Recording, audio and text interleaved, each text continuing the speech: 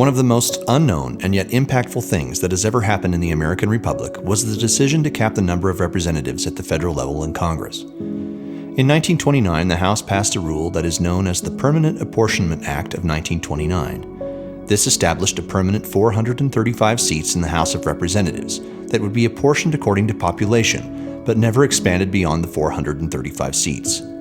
This seemingly small change of the rules, based upon the founders' assumptions of the citizen, changed what had been intended to be the people's direct voice legislature to a powerful institution protected by the size and scale of a district. The Constitution in Article 2 states that the number of representatives shall not exceed 1 for every 30,000 people.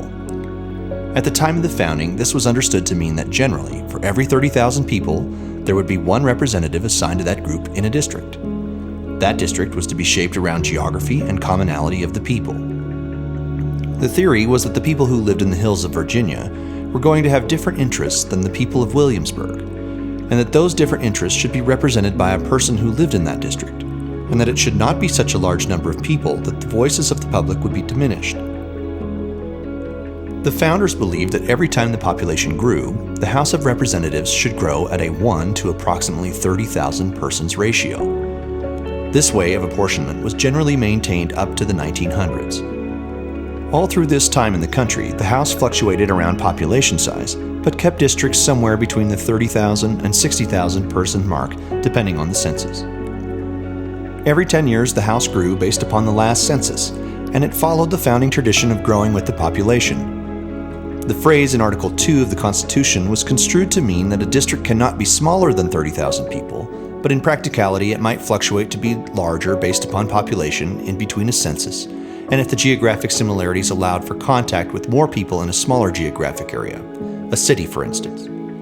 This small nuance that tolerated a temporary fluctuation in population and underrepresentation for a time would later be used to justify the limitations on representatives and the capping of the total number of seats in Congress. The founders believed that representation was the only way to live in a peaceful union amongst the states.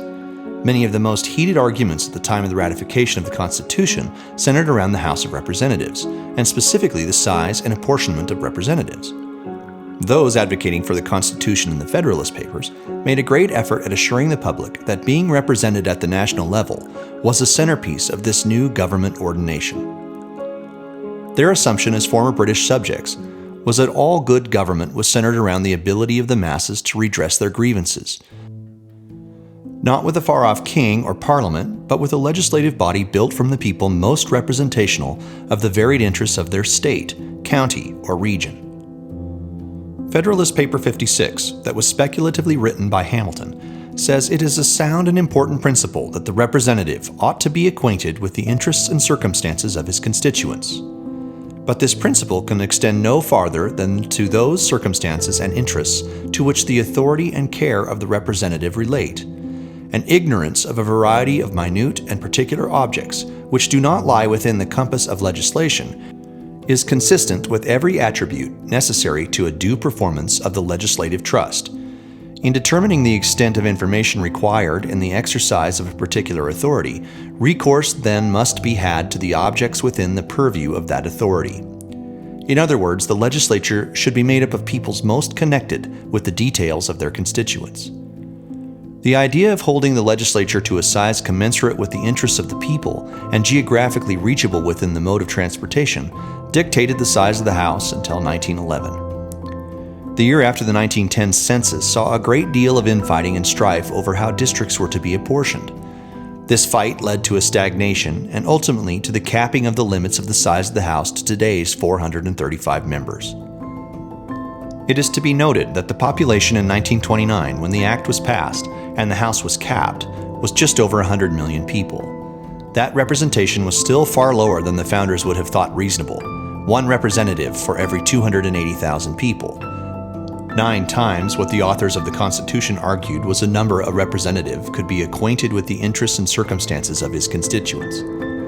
The infighting over the 1910 census was how much the House should increase and how those districts should be awarded. The Congress was selfishly already seeing the initial benefits of a smaller House with larger populations and districts, and what that meant for them personally in terms of power and money. A movement emerged to enlarge the population of representatives per representative instead of adding additional seats. Those Congresses from 1911 to 1929 slow-rolled their growth and saw districts expand to levels unthinkable for the framers of the country, who saw intimate representation as the key to a robust political landscape. Fast forward to 2023, and we find that the numbers have fallen apart. With the current population of the United States, each seat in the House represents 820,000 people, meaning that every city equal to or smaller than San Francisco is the same or smaller size population sample per representative. Practically speaking, that is one representative for the populations of places like Denver, Seattle, Nashville, Las Vegas, Boston, and others. Even the largest city in the United States, New York City, would only have 10 representatives total for their current population of 8 million people. That leaves a great deal to be desired when it comes to being represented by the legislature, and is a far cry from those early arguments about the right-sized district. In hindsight, it's interesting to consider that one of the first major fights over the Constitution during ratification was if the number of people being represented should be 20,000 or 30,000 per seat in the House. George Washington was the largest proponent of the smaller number. Sadly for us, it was an assumption that no one with a sane mind would ever let representational districts get too large or too populated, and so no clause was put in to the direct limitation of district sizes. The founders believed that future generations would demand proportionate representation because of the internal competitions between the states inherent to the federalism of the document. The people would not tolerate being underrepresented. The Magna Carta, the basis for all modern democracies with ties to the British Empire, calls for the creation of a representative system in Section 14, and had always been a point of British pride, and is demanded upon in any new development of government based on democratic ideals. Anyone from the founding era would be aghast that the current government believes that 830,000 people could be represented by one person. That would sound comical and contradictory to them. No person could, in theory or in practice, represent that size of population. As Congress got more detached from its constituents, several things began to influence it. With the size limitation, gerrymandering became much more accepted and critical. State legislatures saw the game develop in front of them, and to get the most from their Washington cohorts in the government trough, it behooved them to make the districts as stable as possible. Certainly there were boisterous battles over each state district at any given time for the theater and the placation of the people, but the course was set in a trajectory for gain and power. Secondly, money becomes a very significant part of politics the fewer representatives there are proportionate to the population. If you are a corporation or a lobbyist, winning over a few critical seats with campaign donations, cushy vacations, or enticing promises of wealth so that you can be exempt from the rules being passed, or use those same rules to squash your competition, the price is low, easy to pay, and the buyout is laser-focused. Lastly, it has placed an imbalance in the branches of government. Instead of the natural powers resting in the legislature, it elevates the presidency and the oligarchy of the Supreme Court. The president becomes very significant in the system because their agenda sets the path for a weakened body of representation. The people transpose this legislative authority onto the president and strangely believe that the election of this one person is more akin to representation than their own representative from their district.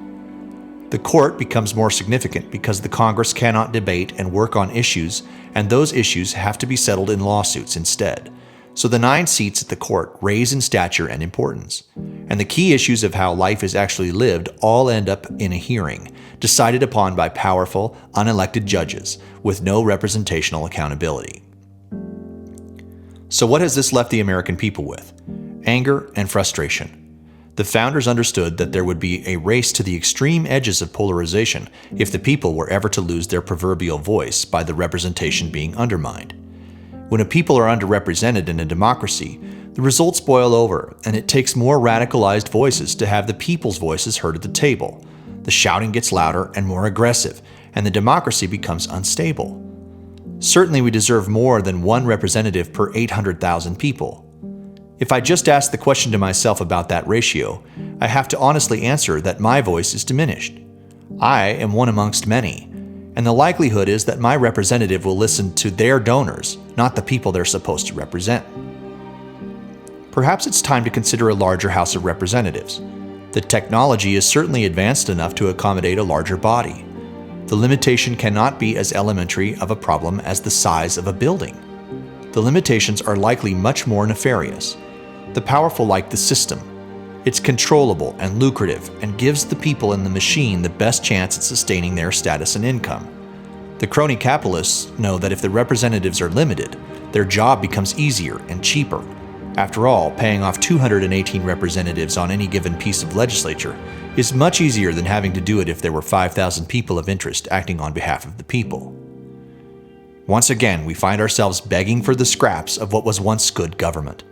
This is our way of life that has been hijacked by powerful players and those with the most money. Their influence has always been a part of the democratic form of government, but it can be diminished if we demand better of those we send there.